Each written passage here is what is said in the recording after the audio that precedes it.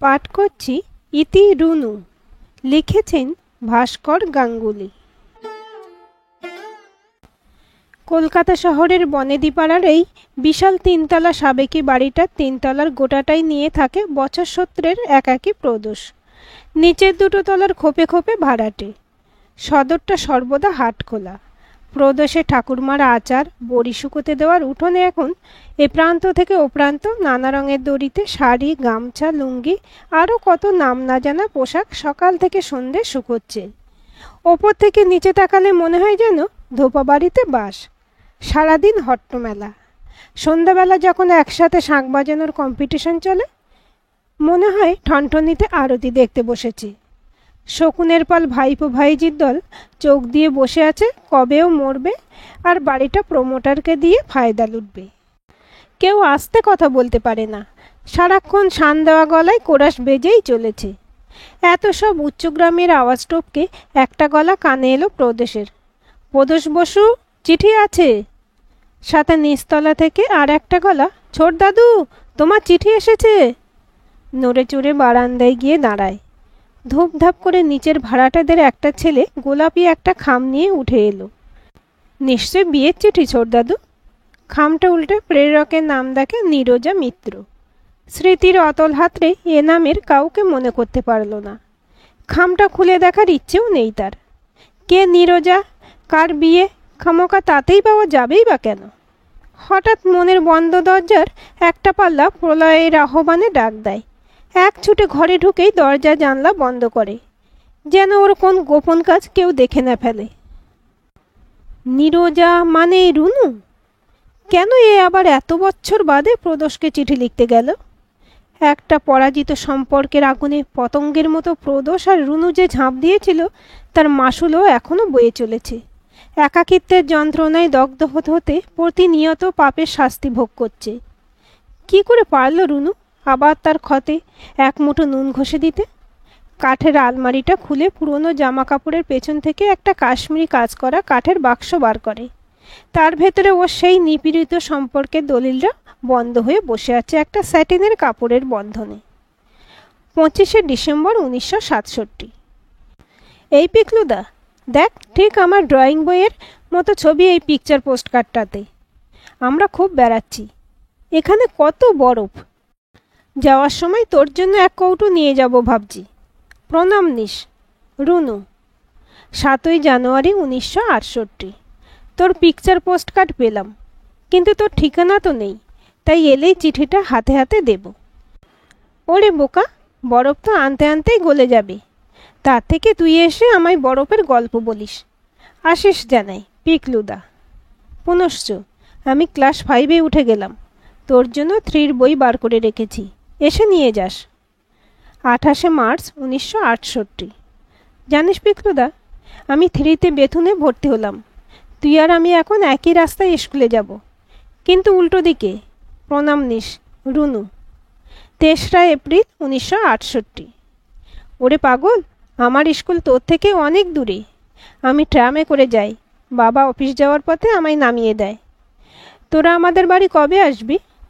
ছাদের ঘরে বিড়াল বাচ্চা দিয়েছে, কি সুন্দর উলের গোলার মতো দেখতে। আশিস জানাই, পিকলুদা। 3রা অক্টোবর 1968। পিকলুদা, বিজয়ের প্রণাম নিস, বড়দের প্রণাম জানাস। তোদের বাড়িতে পুজো কেমন হলো এবার? আমি তো এবার পুজোতে জ্বরে কাবু। একদিন আসিস না, কতদিন তোর সাথে দেখা হয় না। ইতি রুনু। 11ই অক্টোবর 1968। এখন কেমন আছিস রুনু? আমাকে তো একা একা অত দূর ছাড়বে না, না হলে নিশ্চয়ই যেতাম। এবার তুই এলি না, আমার পুজো খুব বাজে কাটলো। বিজয়ের আশিস জানাই। তাড়াতাড়ি ভালো হয়ে ওঠ, পিকলুদা। 3রা জানুয়ারি 1969। কিরে রুনু, চুপচাপ কেন? ফেল করলি নাকি? আমি 6-এ উঠে গেলাম, চটপট উত্তর দিবি। জানিস আমার আবার ভাই বা বোন হবে। আশিস জানাই, পিকলুদা। 10ই জানুয়ারি 1969। পিকলুদা, ফেল কেন করব? আমি 3rd হয়েছি, ফার্স্ট হতে পারিনি বলে চিঠি লিখিনি। প্রণাম নিস, রুনু। অনেকগুলো চিঠি পাঠোদ্ধার যোগ্য নয়। অনেক চেষ্টা করেও কতগুলো বিবর্ণ কাগজে নিজের ব্যর্থ অতীতকে খোঁজার বৃথা চেষ্টা চালিয়ে একটু বিশ্রাম নিতে চায় ও। যে আধার ওদের জীবন বয়ে নেমে এসেছিল তাকে অনুভূতির রসে জারিত করে কষ্ট ছাড়া কিছুই পেল না কেউ। 10ই জুন 1971। রুনু, আজ খুব মন খারাপ জানিস। ইচ্ছে করে বেথুনের সামনে নামলাম, যদি তোর সাথে দেখা হয় তাহলে একটু পর তোর সাথে হাঁটতাম, কিন্তু বিধিবাম এক গাদা মেয়ের ভিড়ে তোকে খুঁজেই পেলাম না। তুই জানিস আজ পুলিশ একটা ছেলেকে ট্রাম লাইনে হিঁচড়োতে হিঁচড়োতে নিয়ে গেল। সে নাকি নকশাল। সেই মন খারাপের রেশটা আরও বেড়ে গেল তোর সাথে দেখা না হয়ে। অনেক ভালোবাসা জানিস, পিকলুদা। 17ই জুন 1971। পিকলুদা, তুই চিঠিতে নকশালদের কথা লিখিস না। পুলিশ নাকি তোদের বয়সী ছেলেদের ধরে নিয়ে যাচ্ছে। স্কুল নাকি সব বন্ধ হয়ে যাবে। অনেক ভালোবাসা নিলাম আর পাঠালাম। রুনু। 19শে আগস্ট 1971। রুনু, অমৃতবাজারে যুদ্ধের খবর পড়লাম আজ। কি সুন্দর নাম, অপারেশন জ্যাকপট। পড়েই মনে হলো তোকে বলি। ইস্ট পাকিস্তান এবার আলাদা রাষ্ট্র হয়েছে জানিস, নাম বাংলাদেশ। শেখ মুজিবুর রহমানের বক্তৃতার কথা স্কুলে মাস্টারমশাইয়ের কাছে শুনলাম। ভালোবাসা জানিস, পিকলুদা। 22শে ডিসেম্বর 1971। রুনু রুনু রুনু, কি করছিস তুই? কোনো সারা শব্দ নেই। এবার আমি রেগে যাব, আর চিঠি লিখব না। অনেক ভালোবাসা, পিকলুদা। 1 জানুয়ারি 1972। পিকলুদা, অত রাগ করিস না। পড়াশোনার খুব চাপ, তাই চিঠি লিখি না। কালী পুজোর দিনই তো দেখা হলো, অবশ্য সেটা অনেক দিন। তুই কি সায়েন্স নিলি? আমি বাবা আর্টসেই পড়ব। তুই না কীরকম বড় হয়ে গেছিস পিকলুদা। তোকে একটা আস্ত লোক মনে হয়। এত ভালোবাসা দিলাম তোকে। রুনু। 19শে এপ্রিল 1972।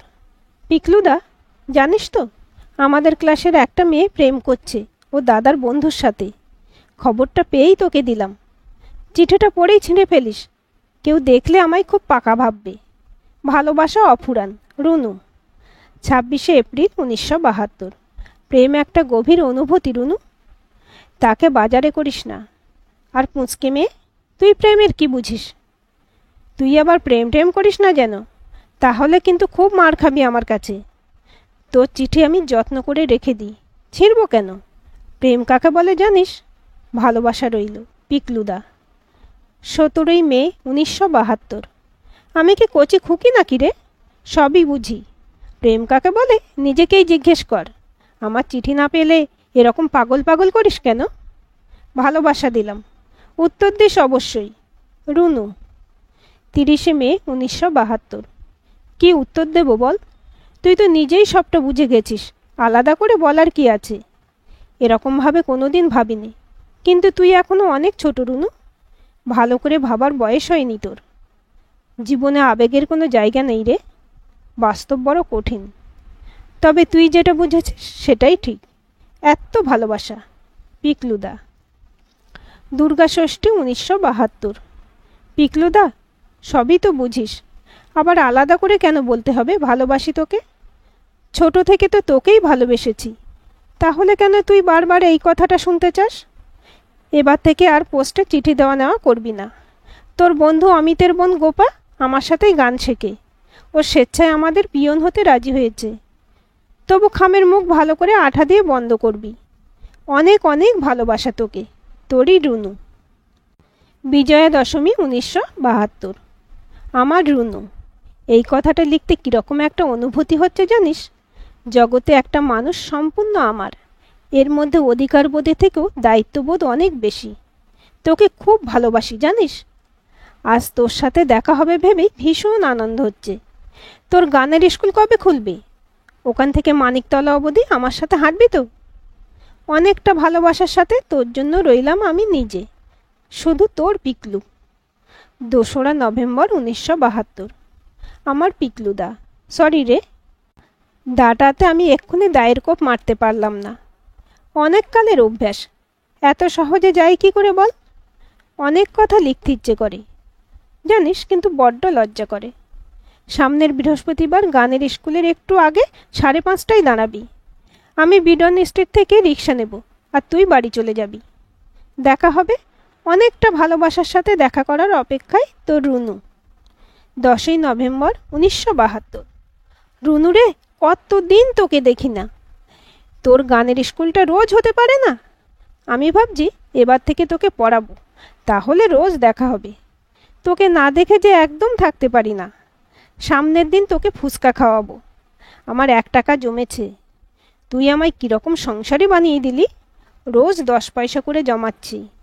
অনেক ভালোবাসা, শুধুই তোর পিকলু। 13ই মার্চ 1974। আমার নিজের রুনু। চারিদিকে কীরকম পাল্টে যাচ্ছে আস্তে আস্তে। মানুষের যেন সরকারের প্রতি আস্থা হারাচ্ছে। সব দিকে কীরকম একটা নতুনের ডাক, একটা বৈপ্লবিক চেতনার জাগরণ দিকে দিকে। তুমি কি শুনতে পাচ্ছ? দেখতে পাচ্ছ কি দুনিয়া বদলের ডাক? কালের যাত্রার ধ্বনি তার রথচক্রে আনছে নতুনের ডাক। আমরা কজন বন্ধু মিলে জ্যোতি বসুর ভাষণ শুনতে গিয়েছিলাম। গায়ে কাঁটা দিয়ে উঠল জানো। এভাবে আমরা কেন ভাবি না বলতে পারো? প্রেসিডেন্সি কলেজে ভর্তি আমার কাছে একটা নতুন দিক খুলে দিয়েছে। কত জ্ঞানী গুণী, কত মানুষ চারিদিকে। আমরা তাদের কাছে কত ক্ষুদ্র, কত স্বার্থপর। তুমি কবে এখানে ভর্তি হবে বলো তো? এই লুকিয়ে চুরিয়ে দেখা আর ভালো লাগে না। তোমার জন্য রইলাম আমি নিজে, আর অনেকটা ভালোবাসা, শুধুই তোমার পিকলু। 23শে মার্চ 1974। পিকলু সোনা, চারিদিকে হয়তো পাল্টাচ্ছে, কিন্তু আমার চোখে তোমায় অন্যরকম লাগে। কীরকম ঘাড় উঁচু করে যেন দেখতে হয়। আমার চিরচেনা মানুষটা কীরকম অন্যরকম ভারী ভারী কথা বলে, কীরকম বিপ্লবীদের মতো লাগে। তুমি আমার 8 পৌড়ে চেনা ছন্দেই ভালো। আমি বাবা বেতন ছেড়ে কোথাও নড়ছি না। এই পরশু গানের স্কুলের পর কুমোরটুলি ঘাটে যাবে। এত ভালোবাসা, তোমারই রুনু। 26শে মার্চ 1974। রুনু, আমি বৃথা অভিসারে এ যমুনা পারে এসেছি। বহে বৃথা মনো আশায় এত ভালোবাসা বেসেছি। শেষ নিশি শেষে বদন মলিন, ক্লান্ত চরণ মন উদাসীন। ফিরিয়া চলেছি কোন সুখহীন ভবনে। খুবই রাগী পিকলু। 28শে মার্চ 1974। পিকলুবাবু, একদম কান ধরে মাপ চাইছি। সেদিন বাড়ি থেকে বেরোতেই পারলাম না। বাবার বন্ধু, তাদের স্ত্রীরা সব এসে উপস্থিত। তবে আমার কল্যাণে গঙ্গার ধারে যমুনা দর্শন তো হলো। মান ভাঙার অপেক্ষায়, তোমার রুনু। 30শে মার্চ 1974। কুমারী নীরজা দেবী করকমলেশু। আপনাকে শুধু ভালোবাসার অধিকার আমার। ক্ষণিক ক্রোধ, সে তো ভালোবাসারই নামান্তর। জগতের যত প্রেম তাতে শুধুই আপনার অধিকার, আর আমি তো শুধুই আপনার কৃপাদৃষ্টির অনুগ্রাহী। নবান্ন নাটক দেখলাম একাডেমিতে। সত্যি, এই মানুষদের কষ্টের বঞ্চনার দায় কার? এই অন্ন চাই প্রাণ চাই এর হাহাকারে এরা কি কোনোদিন খুঁজে পাবে না নিজের অধিকার? প্রশ্ন করি আপনারে, পারিবে কি তুলে দিতে তাহাদের অধিকার? একান্ত আপনার অনুগ্রহে জীবিত প্রদোষ কুমার বসু। 12ই এপ্রিল 1974। বোঝো কাণ্ড। আমার মতো অবলা নারীরে কেন এত অনুগ্রহ প্রভু? বাবা ঠিকই বলে, তুমি কেমন ট্রেড ইউনিয়ন লিডারদের মতো কথা বলো। নবান্ন আমি পড়েছি, বড্ড কষ্টের। এখন কিছুদিন দেখা, চিঠি বন্ধ, সামনেই পরীক্ষা। অনেক ভালোবাসার অধিকারে, তোমারই রুনু। 2রা মার্চ 1976। আমার ভালোবাসার রুনু। অবশেষে চাকরি জীবন শুরু হয়ে গেল। চিঠিটা হাতে পেতেই তোমাদের বাড়ি গেলাম। কিন্তু তুমি তো কোন বান্ধবীর বিয়ের বাজার করতে গিয়েছো শুনলাম। অভিজ্ঞতা সঞ্চয় করে নাও, আর কিছুদিনের মধ্যেই তো নিজেরটাও সারতে হবে। তোমাদের বাড়িতে জামাই আদরে লুচি, কুমড়োর চক্কা আর নকুরের সন্দেশ খেয়ে বাড়ি ফিরেই তোমার চিঠি লিখছি। সামনের মাসের 1 তারিখে পুরুলিয়া চলে যাব, আমার প্রথম কর্মক্ষেত্র। আর সাথে থাকবে তোমার আমার এক মুঠো সংসারের প্রস্তুতি। অতএব সামনের দিন গানের স্কুলে ছুটি করে অনেকটা বেড়ানো। ভালোবাসায় তোমার আমি। 2রা মার্চ 1976। ইস, দেখা হলো না। মার মুখেই খবরটা পেলাম। বাবা বলল, পিকলুটা সত্যি মেধাবী না হলে এই বয়সে এই চাকরি কেউ পায়? গব্বে আমি ফুলে ঢোল হয়ে গেলাম। এই বেশ ভালো হলো। আশা করে রইলাম সেই এক মুঠো সংসারের। বৃহস্পতিবার দেখা হচ্ছে তোমার সাথে। অপেক্ষায় তোমারই রুনু। 12ই এপ্রিল 1976। আমার রুনু। খুব সুন্দর একটা কোয়ার্টার পেলাম। সামনে পেছনে বাগান। আমার কল্পনায় আমার ঘরণীর সাথেই বাস। মধুর অভিজ্ঞতার রঙিন দিনগুলোর শুধুই অপেক্ষা। অনেকটা বড় চিঠির অপেক্ষায় তোমার পিকলু। 25শে এপ্রিল 1976। পাগল কোথাকার, কোনোদিন বড় চিঠি লিখিনি, ও আমার ক্ষমতার বাইরে। কাজেই ছোট্ট চিঠিতেই আমায় খুঁজো। আর আছি তো সাথেই। সামনেই পরীক্ষা, কিন্তু পড়াশোনার চেয়ে পুরুলিয়াই তো আমায় বেশি টানছে। মনে মনে আমারও সেথায় বাস। ভালোবাসায় তোমার ঘরণী। 26শে জুন 1976। প্রিয় রুনু, অনেক দিন তোমার চিঠি পাই না। পরীক্ষা তো হয়ে গেছে, এখনও কিসের ব্যস্ততা? অমিতকেও চিঠি লিখেছিলাম, সেও কোনো উত্তর দিল না। আমার নতুন চাকরি, ছুটি নিয়ে যে কলকাতায় যাব সে উপায়ও নেই। ওরা কি বাড়ি বদল করেছে? তুমি আমার চিঠিগুলো পাচ্ছ তো? উত্তর কেন দিচ্ছ না রুনু? ভীষণ চিন্তায় আছি। প্লিজ প্লিজ 2 লাইন লিখে জানাও সব ঠিক আছে। অনেক ভালোবাসা আর অপেক্ষায় তোমার পিকলু। 19শে জুলাই 1976। আমার পিকলু, আমি ভালো নেই। অনেক যুদ্ধের পর তোমায় লিখছি। সব চিঠিই আমি পেয়েছি, কিন্তু উত্তর দেবার সুযোগ ছিল না। আর আজও অনেক বাধার মধ্যেই লিখছি। 12ই অগ্রহায়ণ আমার বিয়ের ঠিক হয়েছে। বাবারই এক বন্ধুর ছেলে, ডাক্তার, বালিগঞ্জে বাড়ি। মাকে আমি আমাদের কথা বলেছি। মা আমার মুখ চেপে ধরে বলেছে এসব কথা যেন কেউ জানতে না পারে। ঝড় আসবে, আমি জানতাম। ঝড়কে ঠেকানোর ক্ষমতা মানুষের নেই, তবু চেষ্টা তো করতে হবে। সেই ঝড়ে আমি ভেসে যেতে দেব না আমার স্বপ্নের সংসারকে।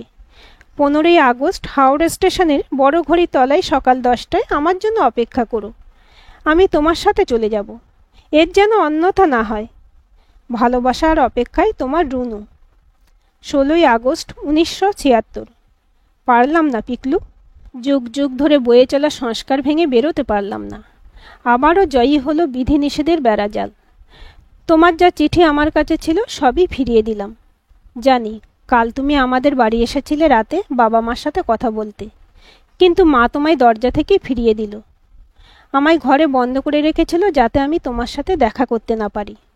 শুধুই আজ এইটুকুই অনুমতি পেয়েছি। মায়ের সামনে বসেই এ চিঠি লিখছি।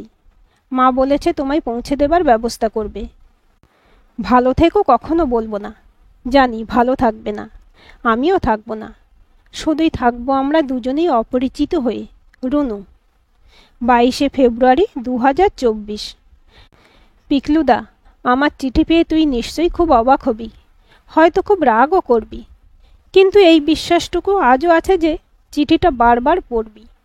আজ আবার সেই ছোটবেলার মতো তুই তুই করে লিখতে ইচ্ছে হলো। জানিস পিকলুদা, তোকে ছাড়া আমার জীবনটা আলুনি তরকারির মতো। সব আছে, কিন্তু স্বাদ নেই। আমার স্বামী আমায় খুবই ভালোবাসে, কিন্তু মনে মনে বোঝে আমার জীবনের সে দ্বিতীয় পুরুষ। বহুবার অভিযোগ করেছে যে সে আমার মন পেল না কোনোদিনও। তার প্রতি আমার সমস্ত কর্তব্য আমি নিষ্ঠা ভরে করে গেছি, কিন্তু মনের দরজাটা তাকে কোনোদিনও খুলে দিতে পারলাম না। আমার নষ্ট নীড়ে সেই মানুষটা আমার অনুগ্রহের কৃপাতেই খুশি থাকলো। পিকলুদা, আমার জীবন শেষ হয়ে আসছে। বলতে পারিস আমি নিজেই এ রোগকে বরণ করে নিয়েছি। আত্মহত্যায় যে বড় কষ্ট, তবু এই রোগে ভুগে মৃত্যুটা নিশ্চিত। না হলে স্বামী, সন্তান সবাই ডাক্তার হওয়া সত্ত্বেও কেন আমায় চিকিৎসা করাতে পারল না? জানি তুইও একা, কিন্তু সবার মধ্যে থেকে একা হবার কষ্ট অপরিসীম। সে কষ্টে জ্বালা যন্ত্রণার সাথে যোগ হয় কিছু নির্দোষ মানুষকে ঠকানোর গ্লানি। বড় স্বাদ হয় মরার আগে সেই চিঠিগুলো একবার পড়ে দেখি। দেখতে চাই কি পাপের ফলে আপন মামাতো দাদাকে ভালোবাসার এত বড় শাস্তি আমি পেলাম। আসবি একবার চিঠিগুলো নিয়ে? যদি বেঁচে থাকি ততদিন একবার অন্তত একসাথে বসে চিঠিগুলো পড়তাম। তুই আমার কাছে বড় চিঠি চাইতিস, দেখ শেষ চিঠিটা কত বড় লিখে ফেললাম। ভালোবাসা আজও তোকেই। ইতি রুনু। আজকের এই গল্পটি আপনাদের কেমন লাগলো কমেন্ট করে জানাবেন। ভালো লাগলে অবশ্যই একটা লাইক দেবেন আর চ্যানেলটি সাবস্ক্রাইব করে সাথে থাকবেন।